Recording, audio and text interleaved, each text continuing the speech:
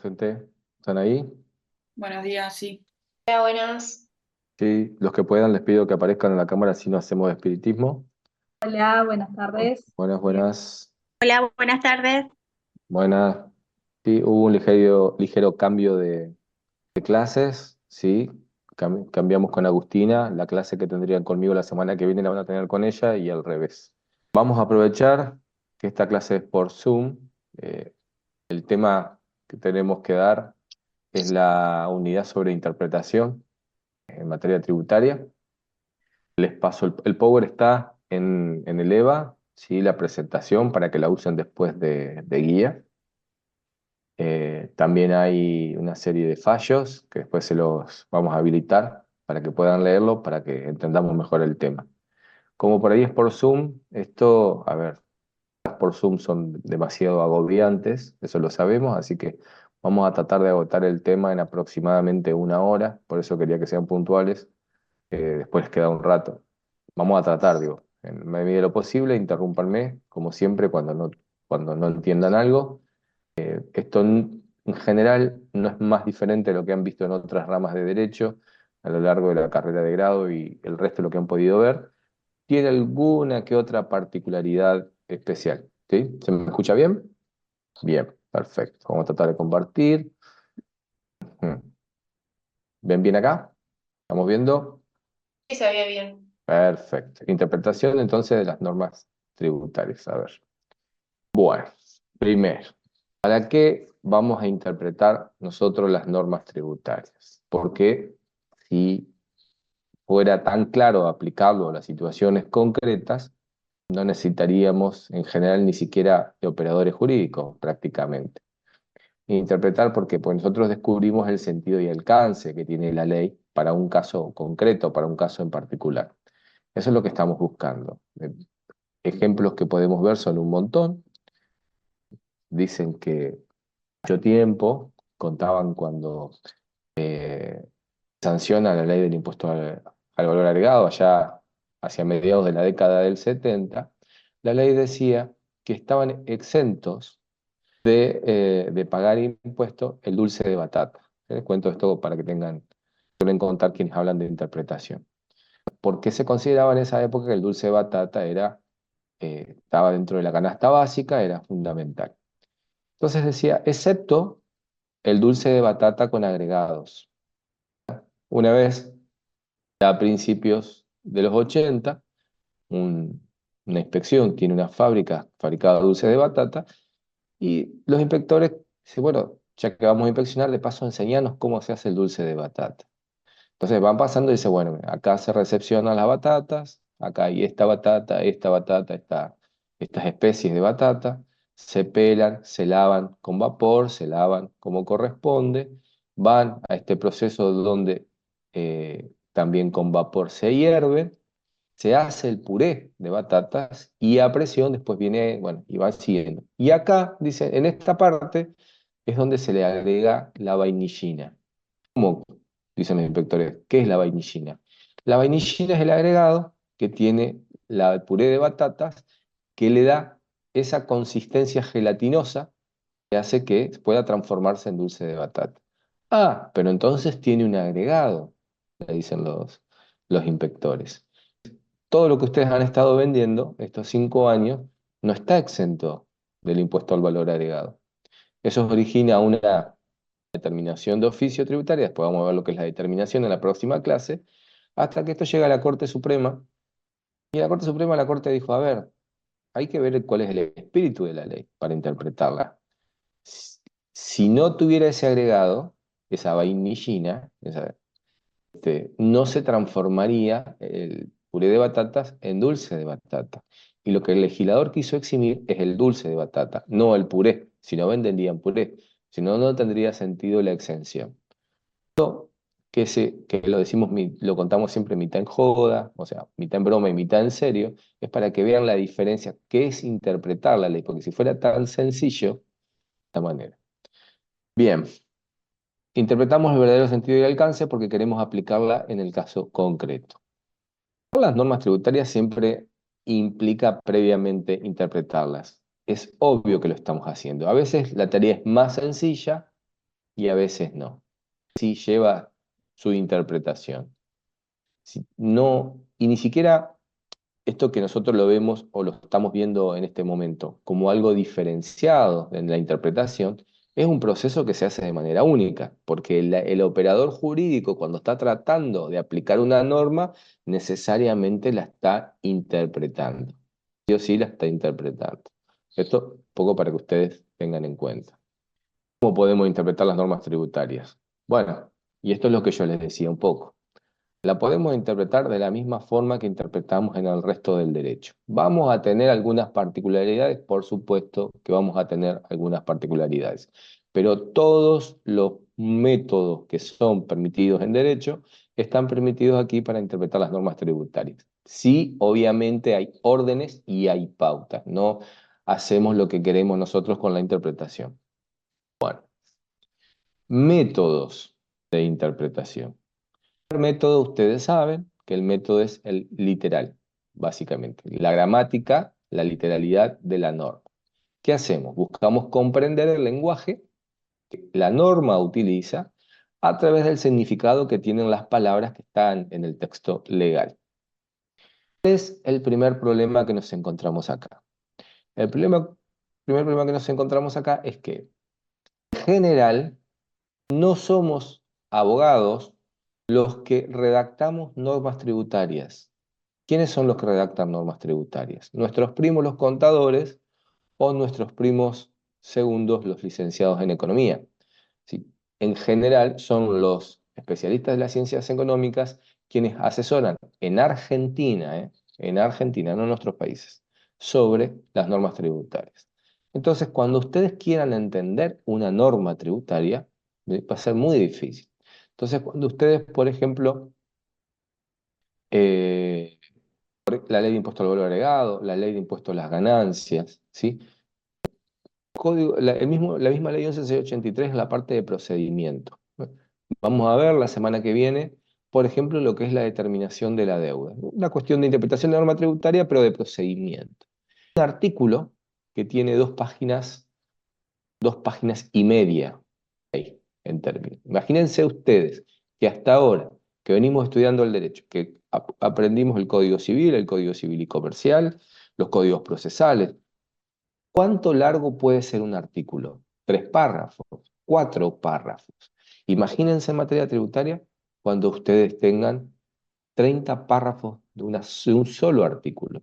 Y que, peor todavía, en el caso del artículo agregado a continuación del artículo 35.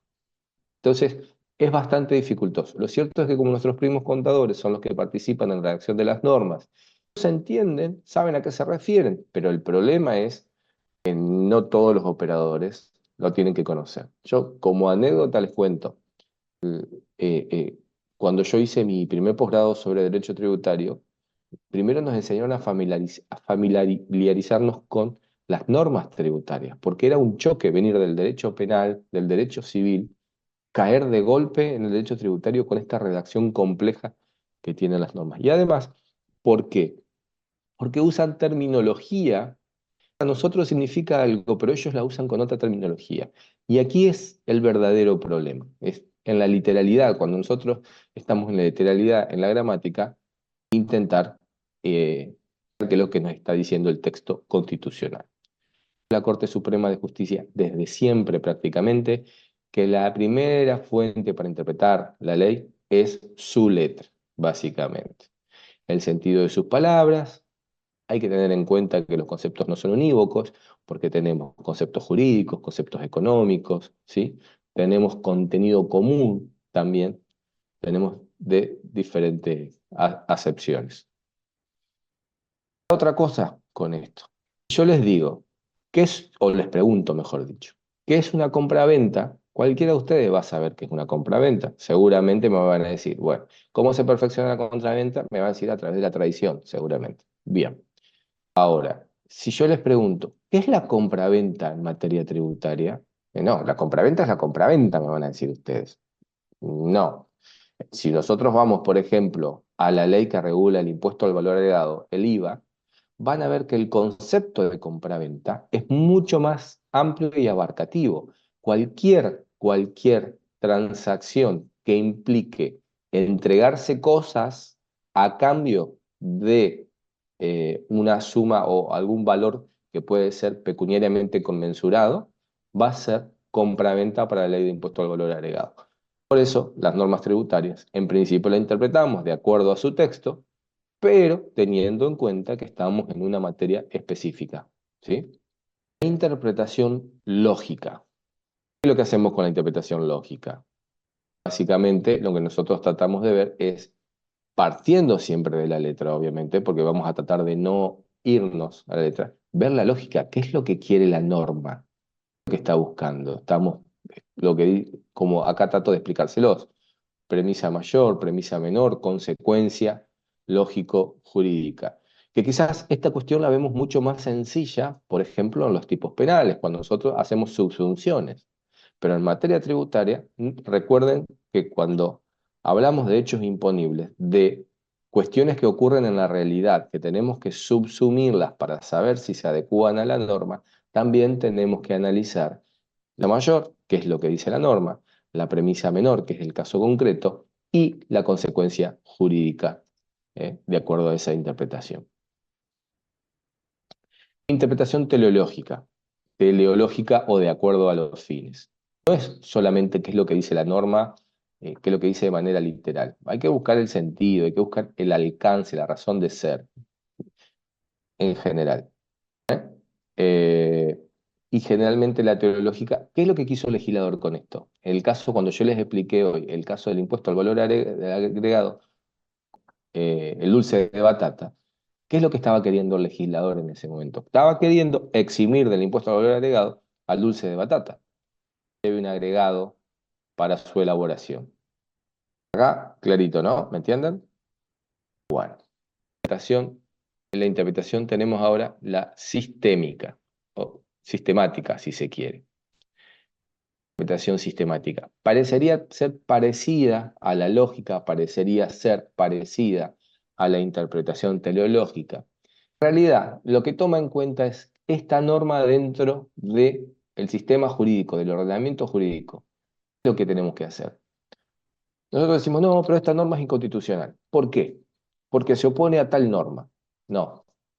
¿Qué es lo que hace el intérprete de la norma? ¿O qué es lo que debería hacer?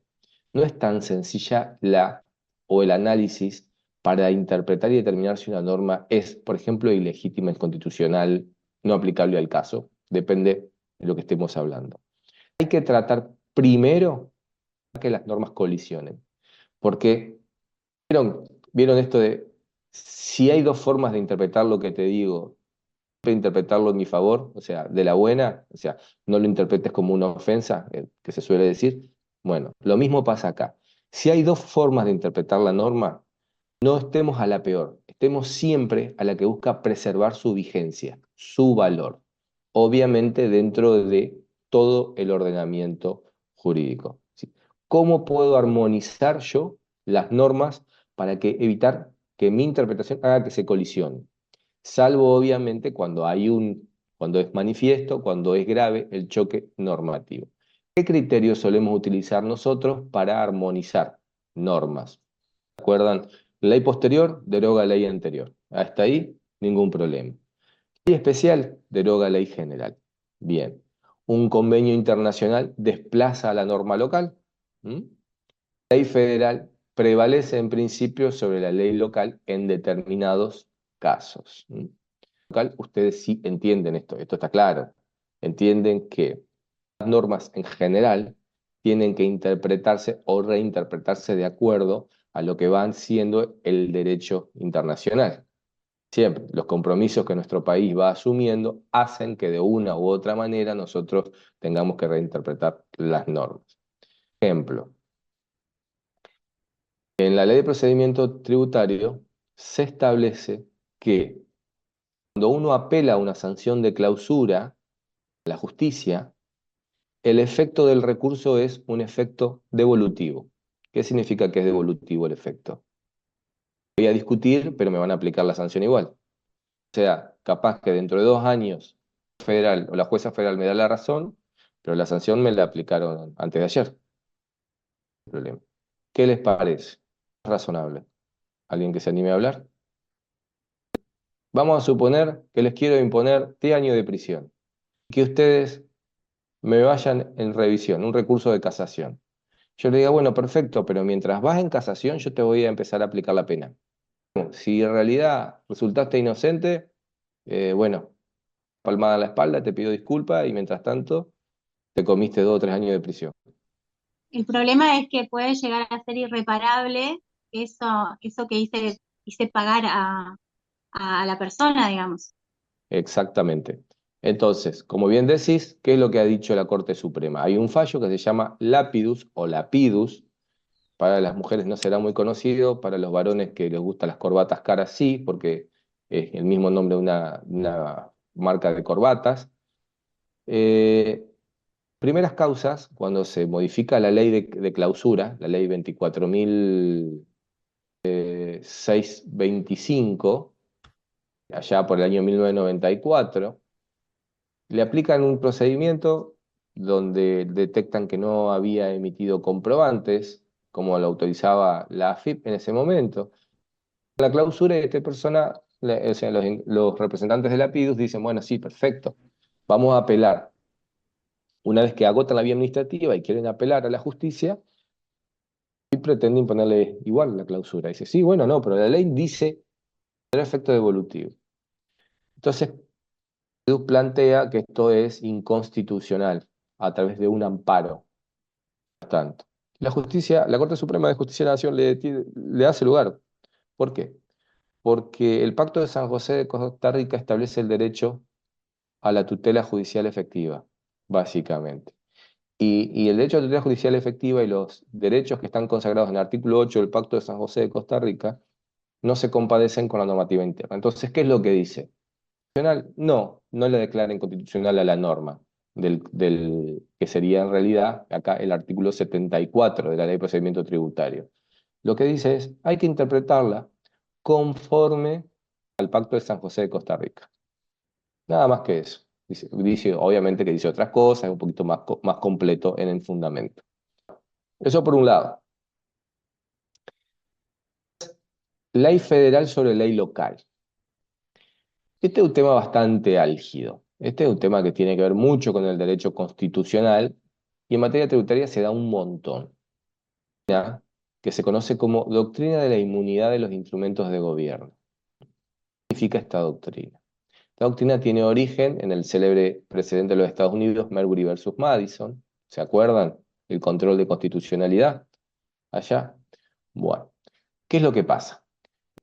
En algunos casos, cuando nosotros tenemos un Estado federal, nosotros tenemos facultades reservadas, artículo 121 de la Constitución Nacional.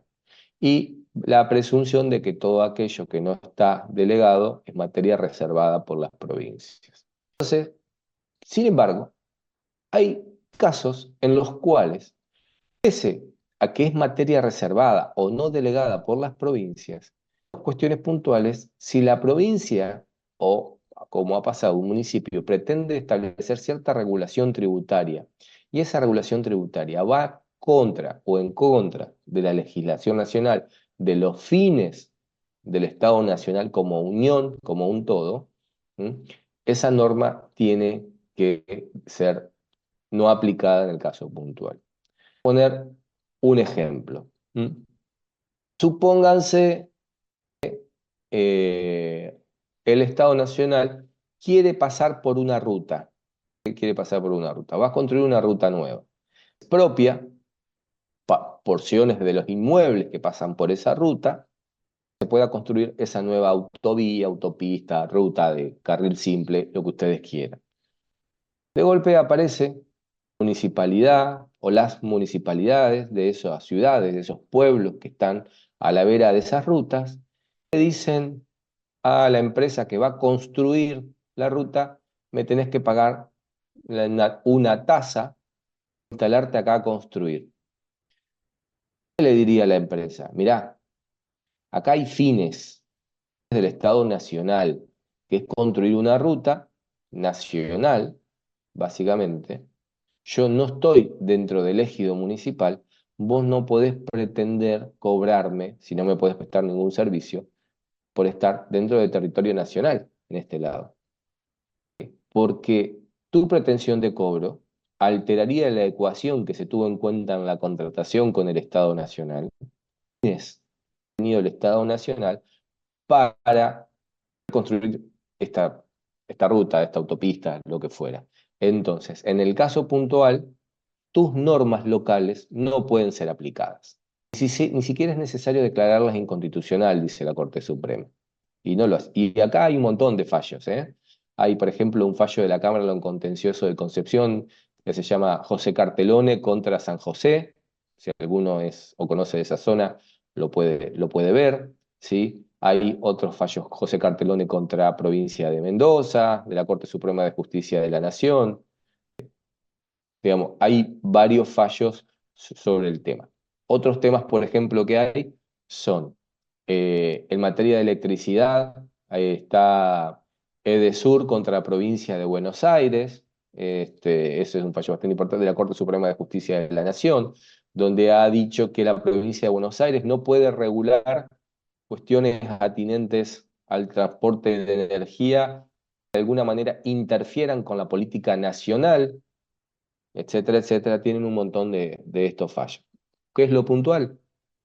Sintetizando, ley posterior deroga la anterior, ley especial deroga la ley general, esto no tiene demasiada complejidad. La norma local tiene que adecuarse a la norma internacional cuando restringe derechos, cuando amplía, no hay problema.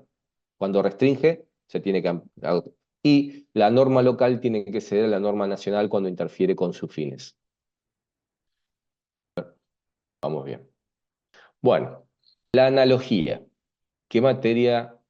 Que es un tema bastante álgido en materia tributaria. ¿Por qué es un tema bastante álgido?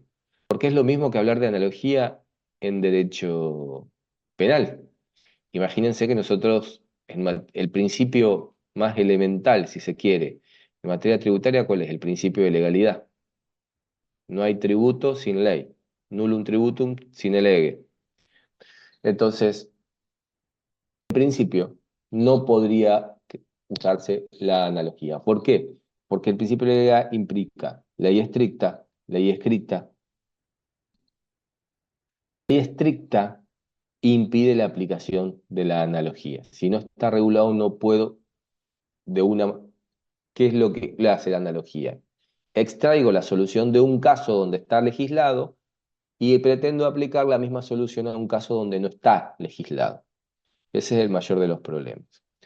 Sin embargo, a poco que uno recorre la literatura en materia tributaria, va a ver que hay quienes, inclusive las propias normas, admite como procedimiento válido para llenar vacíos legales. Lo que no puede pasar con la analogía, porque estamos en materia tributaria, es intentar crear tributos o exenciones. Meter a alguien si quiere dentro del tributo o sacarlo del tributo no puede pasar, básicamente, porque eso es intra o extra leyes. Y tengamos en cuenta una cosa, aunque yo se los pongo acá, la analogía no es un modo de interpretación de la ley, ni de la ley tributaria, ni de la ley penal, ni de la ley civil, de ninguna ley es, sino que es un modo de integración, es llenar un vacío a través de la solución a un caso que me parece parecido y está legislado. Creo, no sé si alguno fue alumno mío de grado, por ahí sí, capaz Flavia, creo alguien más. Contrario a, la ley es muy clara, ahora enseguida la vamos a ver. La ley dice, no se puede utilizar para crear tributos. Pero en los casos puntuales nosotros vemos muchas veces que el organismo recaudador intenta acudir a las normas tributarias para llenar vacíos, pero está creando tributos, básicamente. La línea para ellos es muy fina, pero yo creo que cuando uno lo ve del otro lado es bastante clara. Fíjense, y acá hay algunas diferencias entre lo que es la ley de procedimiento tributario y el Código Fiscal de la provincia de Entre Ríos. La ley lo legisla en el artículo primero. Conforme a la ley de procedimiento fiscal, la aplicación de normas impositivas no puede hacerse a través de la analogía. Que confunde y habla de interpretación, perdón, habla de aplicación, digo, la analogía es para llenar vacíos, está bien que lo aclare. Podría ser mejor la técnica legislativa. Y según el Código Fiscal, la analogía sí es admisible.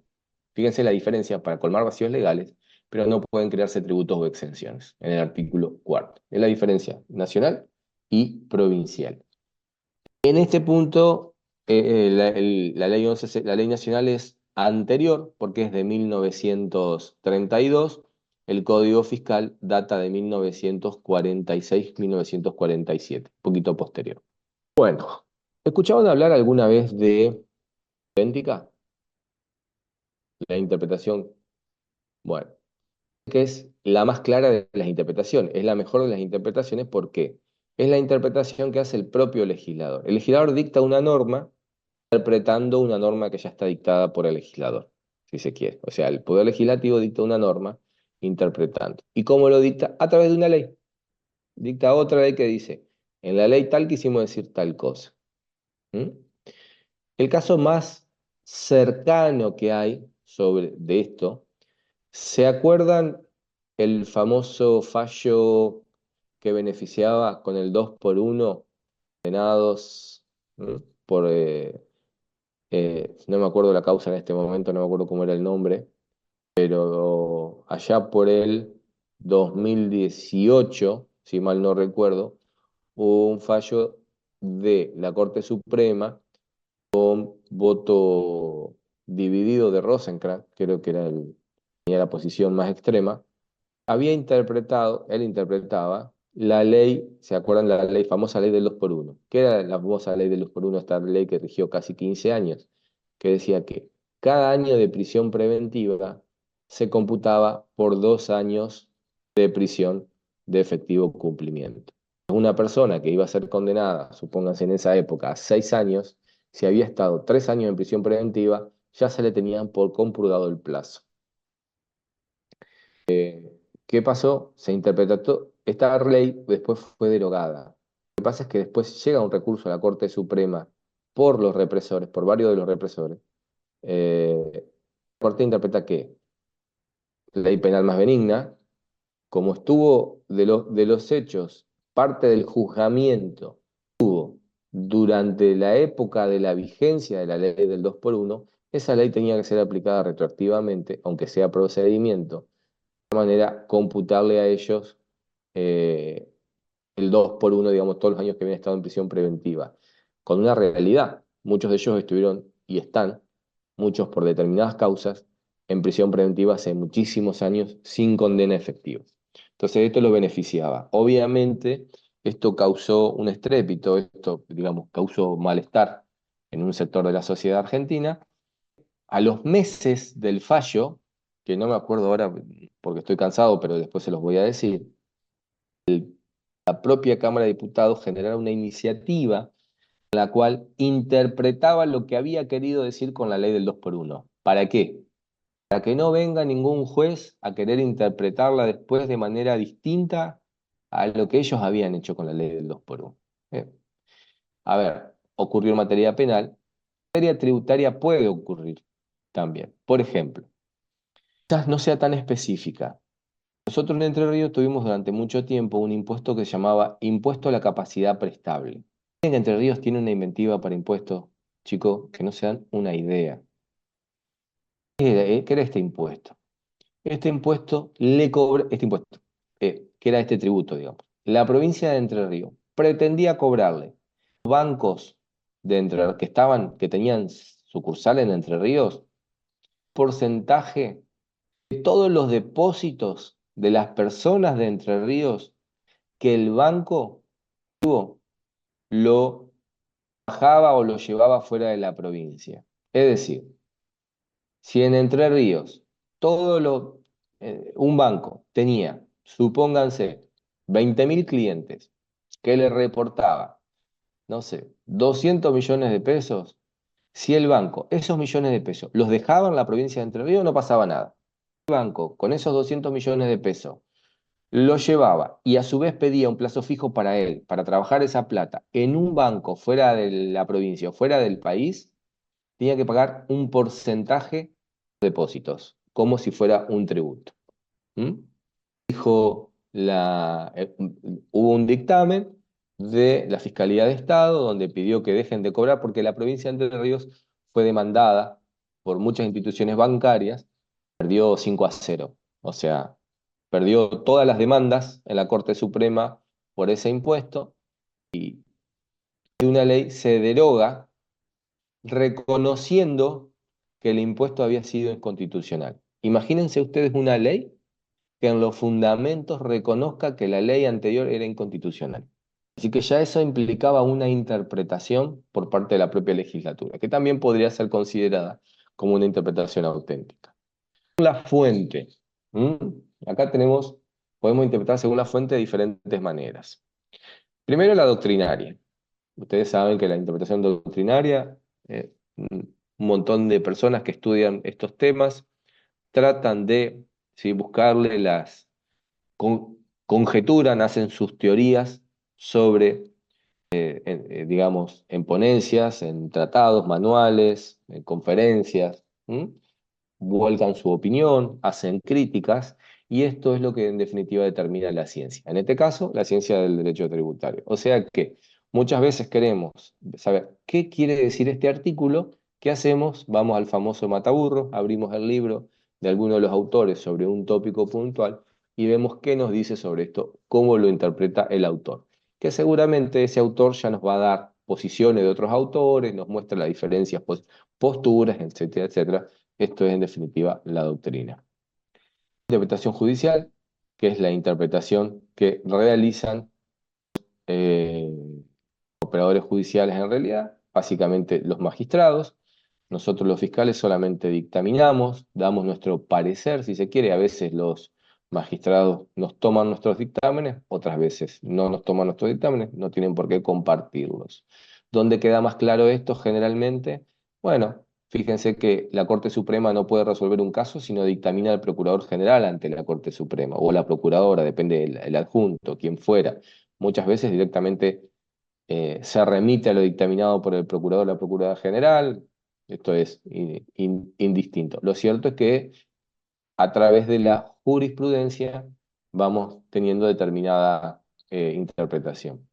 Jurisprudencia que nos puede servir para guiarnos, pero ustedes saben, por ejemplo, a ver, nosotros no tenemos el sistema de precedentes. La Corte falla, lo falla al caso concreto. ¿Y qué ha dicho la Corte sobre esto? Los fallos de la Corte son solo moralmente obligatorios. Los jueces pueden fallar de manera diferente. Pueden pasar muchas cosas, obviamente.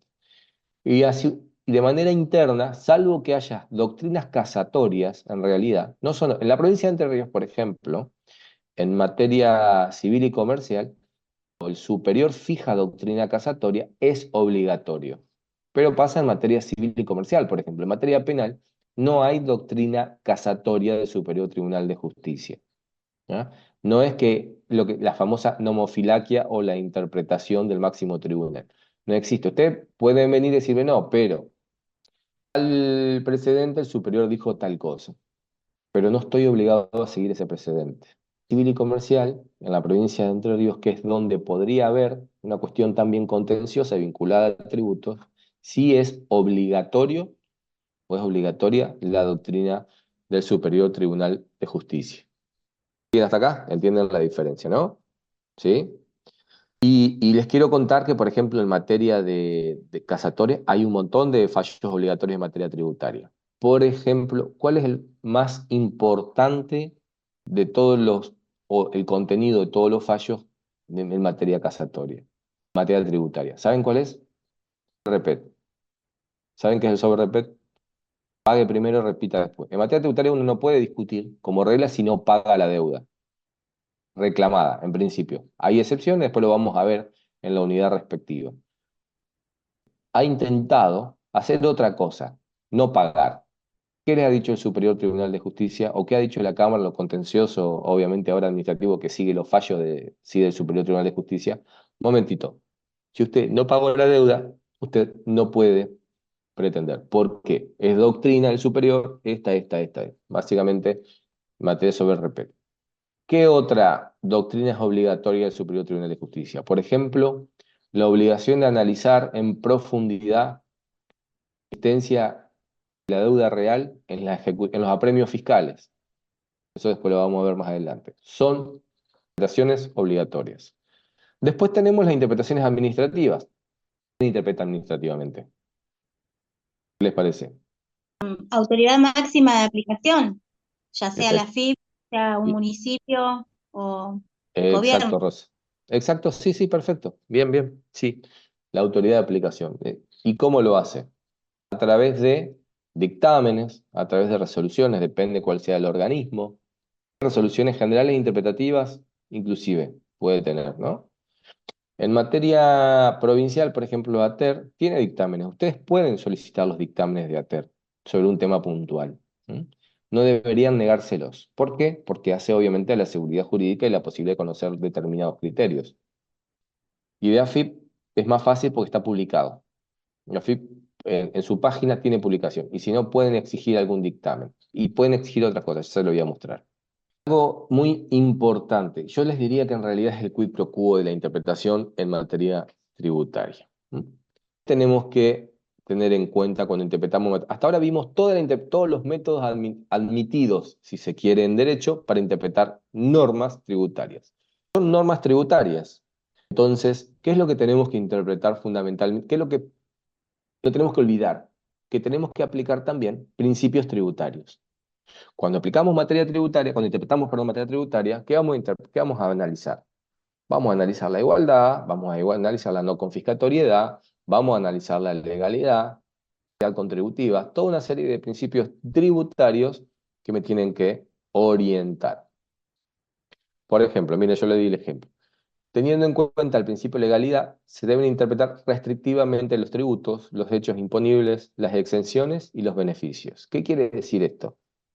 Si en el caso tengo dudas si se aplica o no el tributo, ¿qué pasa? Se aplica. Si en el caso tengo duda si se genera un hecho imponible, no se genera. Tengo dudas si la persona está exenta o no.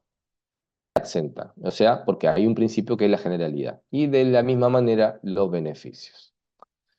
El famoso indubio pro fisco, indubio pro contribuyente, eso en realidad lo pueden encontrar en algunos textos como principios de interpretación, pero en realidad no son principios. Si ustedes se ponen a analizar, son más que todo las consecuencias de los métodos que aplicamos. ¿Qué quiero decir con esto? Porque si nosotros aplicamos un método y termina siendo beneficioso para el contribuyente, ¿qué vamos a decir? Indubio pro contribuyente. Y si termina siendo beneficioso para el fisco o a la postura del fisco, vamos a decir indubio pro fisco. No, me fui rápido, a ver, ahí está. Bien, ¿cómo estamos en ahora?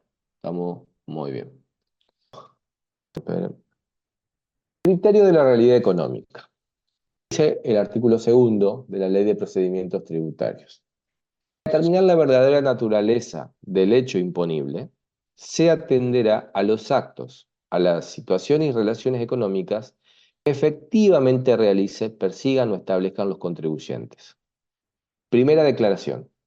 Yo no voy a ver qué formalizan, sino voy a ver realmente qué es lo que quieren en el fondo. ¿Has visto alguna vez algo parecido en el derecho? ¿Bien? Pregunta capciosa. Discusión de derecho civil, introducción al derecho, no me acuerdo. La diferencia entre la intentio facti y la intentio iuris. No sé si la vieron alguna vez. O lo hemos visto en la simulación también. Lo que las partes quieren decir y lo que las partes realmente dicen. Negocio real y cuál es el negocio que está formalizado. ¿Qué les quiero explicar con esto? El principio fundamental en materia tributaria es el de la realidad económica. Pero no es un principio que los tributaristas lo hayan inventado, sino que lo tomaron de las otras áreas del derecho. ¿En qué otra rama del derecho se les ocurre esto puede ser aplicado? ¿De dónde lo pudo haber tomado también el derecho tributario? ¿O quién se lo pudo haber copiado del derecho tributario? Porque no vamos a saber quién se lo tomó a quién. El comercial con la teoría del velo, por ejemplo. Bien. ¿Qué otro más? ¿Derecho penal? No. Privado. ¿Qué derecho privado nos queda? Civil, Laboral. laboral, claro. ¿Qué pasa con el laboral? El famoso fraude a la ley. ¿Qué estoy haciendo? Estoy encubriendo una verdadera relación de dependencia bajo otra figura. Hay una relación de dependencia. pero en realidad estoy encubriéndolo, estoy buscando, ¿sí? Le estoy poniendo otra figura. Autónomo, monotributista, no sé, contrato de obra, contrato de servicio, lo que ustedes quieran, cualquiera de eso. Por eso, para que lo entiendan a esto, ¿no? No, no es para decir, uy, ¿cómo es esto de la realidad económica? No, no lo compliquen en sus cabezas, es lo mismo que ven en el resto del derecho. Continúa el artículo diciéndole, cuando estos, o sea, los contribuyentes, sometan estos actos, situaciones o relaciones a formas o estructuras jurídicas que no sean manifiestamente las que el derecho privado ofrezca o que autorice para configurar adecuadamente la cabal intención económica y efectiva de los contribuyentes, se prescindirá de la consideración del hecho imponible, se prescindirá en la consideración del hecho imponible real de las formas y estructuras jurídicas inadecuadas. Se considera la situación económica real. ¿Qué les quiero decir esto? Les voy a dar el ejemplo más claro. Hace muchísimos años, cuando la ley tributaria no tenía contemplado, por ejemplo, el leasing, tributaba, supónganse, ¿no? O tributaba como un alquiler, pues tributaba como una venta. Pero en realidad, ¿qué es lo que quería hacer la gente? Si yo te vendía la propiedad ahora, y decía que te la vendía ahora, tenía que pagar el tributo ahora. Entonces la gente buscaba diferir la carga tributaria. ¿Y qué hacía? No, hagamos un leasing. En realidad estábamos haciendo una compraventa en cuota y a plazo. Hacía pasar por un leasing, porque era, en la mayoría de los casos, al fin del plazo, se ejercía la opción de compra. Pero en realidad lo que había detrás de todo esto, básicamente una compraventa. Después la ley lo reguló de otra manera. Si es leasing, establece cómo se paga, cómo no se paga, etcétera, etcétera. ¿Sí? Pero, ¿qué es lo que está diciendo? Si vos me usás una forma jurídica que no es la real, teniendo en cuenta la intención económica que tienen, yo estoy autorizado a fiel de esa forma jurídica y considerar la forma jurídica que es adecuada a lo que vos realmente estás haciendo. ¿Mm? Parecido, pero no igual, 6 del Código Fiscal establece: norma relativa al hecho imponible se refiere a situaciones definidas por otras ramas jurídicas, sin remitirse o apartarse expresamente de ellas, podrá asignársele el significado que más se adapte a la realidad económica considerada por la ley al crear el tributo. Si las formas jurídicas utilizadas fueran inadecuadas a la realidad económica de los hechos gravados, la norma tributaria se aplicará prescindiendo de tales formas. Pregunta, porque estamos en escribanía y esta pregunta siempre es una pregunta de examen. La ley, esto lo vamos a ver la semana que viene, en realidad está muy vinculado con el principio de la realidad, la semana que viene no, perdón, a fin de mes en la clase que vamos a tener de determinación de deuda. La ley autoriza como valor real, valor de mercado. ¿Qué es lo que dice la ley? Cuando los precios de las ventas de los inmuebles sean notoriamente inferiores al valor de mercado, Pico puede prescindir de ese valor y utilizar el valor de mercado. Se llama una presunción. Eso es tanto válido para impuesto a las ganancias como para impuesto al valor agregado a nivel nacional. A nivel provincial, el Código Fiscal tiene una norma muy parecida, pero que dice, en el impuesto de sellos, aplica solo impuesto de sellos a nivel provincial. Un, una escritura. En esa escritura se figura que se transfirió un inmueble a un costo de $50.000.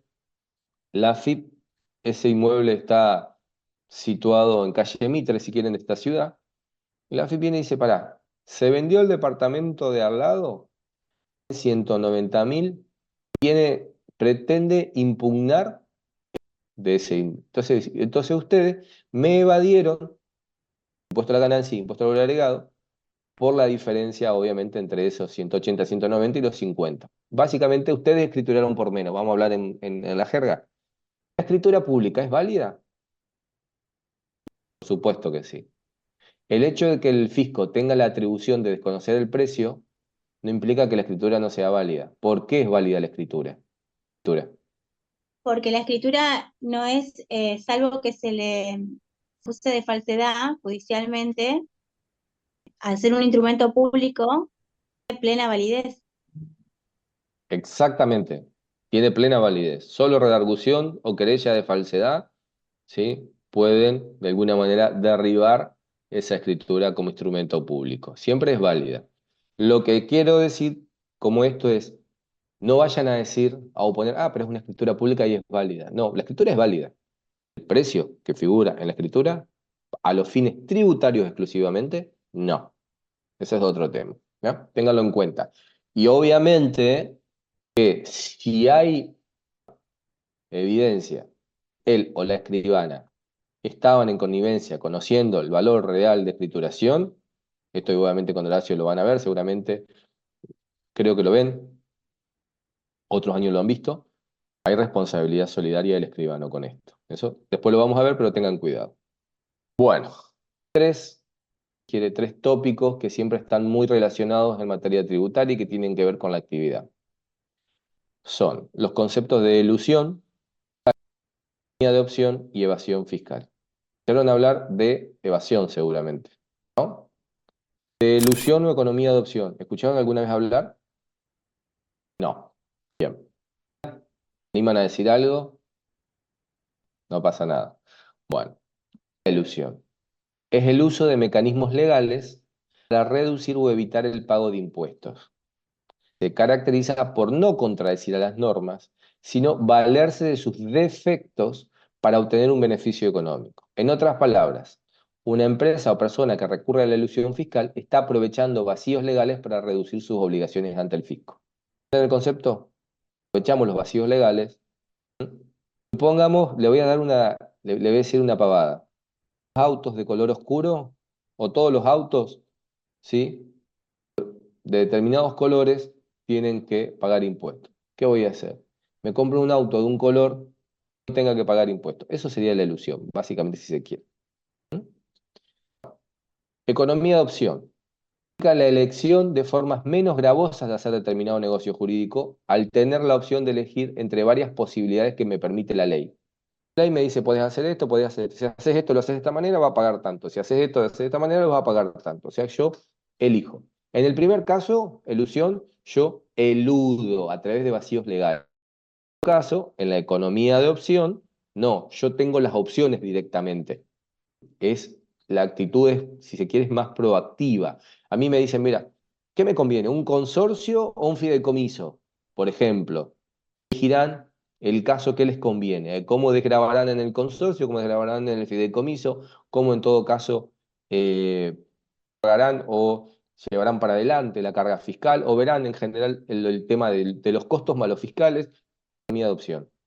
Un viejo fallo es AFIP contra Eurnequian. ¿Saben quién es Eurnequian, no? ¿Han escuchado hablar? Ahora se ha vuelto famoso en este último tiempo de nuevo, después de muchos años. Uno de sus empleados de estrella, el actual presidente de la nación. Eurnequian era el dueño de Multimedios, es el presidente de la evasión fiscal. ¿Qué implica la evasión fiscal? Es transgresión a la legislación tributaria que está vigente. Fíjense, diferencia con la elusión. En la elusión, los contribuyentes utilizan los resquicios. En la evasión, directamente, voy contra la ley, choco contra la ley. ¿Por qué? Porque disimulo mi verdadera capacidad contributiva. Yo sé lo que tengo que pagar, todo, pero ¿qué hago? Abulto mis ingresos, escondo mis ingresos, etcétera, escondo mi patrimonio, etcétera, etcétera, de todos los mecanismos que hay para evadir. A ver si hay algo más acá. Ya estamos terminando. Hay una vieja película que se llama La Firma, no sé si la han visto, es con Hugh Jackman y Tom Cruise, de abogados conocidos. No sé si han visto la película, viajan mucho a las Bahamas, van y vienen, tienen casa en las Bahamas porque tienen paraíso, tienen el C. Entonces, el actor principal, Hackman, le dice a Cruise al principio de la película, ¿vos sabés cuál es la diferencia entre la evasión y la elusión? Cruise no le sabe responder. Hackman le dice, la diferencia es un buen abogado. ¿Qué él está queriendo decir? Como hay que ser conocedor de las normas en general para poder asesorar de manera que encontrar los resquicios normativos para aminorar. Y esto, estudios en Buenos Aires, en Córdoba, en Rosario, inclusive se estudia también como especializaciones, se llama tax planning o planificación fiscal. hay estudios sobre planificación fiscal, personas que están puramente, son consultores. Entonces ustedes quieren abrir un negocio y van con él y él les recomienda cómo hacer para pagar impuestos de la menor manera posible, o sea, para ser prolijos impositivamente. Ya nunca, obviamente, decirles cómo violar la ley, él, porque obviamente estaría siendo cómplice de una manera, de una defraudatoria. Pero sí les puede decir, mira, les conviene inscribirse de esta manera, les conviene así, organizarse en en esta sociedad, así, y les ayuda con todos los costos en general. Está terminando, porque entiendo que el Zoom es bastante exhaustivo. La actual ley 11.C83, después de la reforma que tuvimos nosotros en el 2016, que entró a regir el 2017, permite el contribuyente evite ciertas sanciones y le permite suspender inclusive plazos, intereses en general. Cuando tengan una duda sobre una cuestión particular, piden un dictamen interpretativo a la AFIP, por ejemplo. Ese dictamen tiene un serio problema, ¿saben cuál? No es vinculante. Los notarios tuvieran un problema sobre una norma y quisieran ustedes cubrirse, porque en definitiva ustedes no son los que van a tributar. El día de mañana, cuando el negocio es, a ver, un negocio complejo y tiene las partes, y tiene varias partes, y son empresas, y tienen sus asesores, no van a tener mayor inconveniente porque va a haber muchas personas asesorando. Pero cuando sea un negocio que sean pocas partes, más chico, sencillo, pero aparezca algo que a ustedes, en el caso puntual, les redunde en alguna complejidad, hay una forma, de última se lo consultarán a un contador para preguntar cómo lo hago, cómo es el formulario, cómo es el aplicativo, cómo tengo que hacer, donde ustedes pueden elevar una consulta. Mientras esté esa consulta, no les pueden exigir, paguen, y más ustedes se eximen. El problema. El problema es que si le dicen esto es blanco, ustedes no pueden salir después a decir que es negro. Es blanco, usted pide una interpretación. ¿Y cuál es lo otro? Para ellos no es vinculante. Que le dicen es blanco, ustedes lo hacen blanco, y después le dicen, ah, no, era negro. O sea, es jodido de ese punto de vista. Pero bueno, a ver, perfecto. Ahora yo he cumplido una hora como les prometí. ¿Alguna duda? Los dejo un rato que descansen. Hasta Horacio. Que tengan buen fin de semana. Gracias, igualmente. Igualmente. Gracias, igualmente. Chao, gente.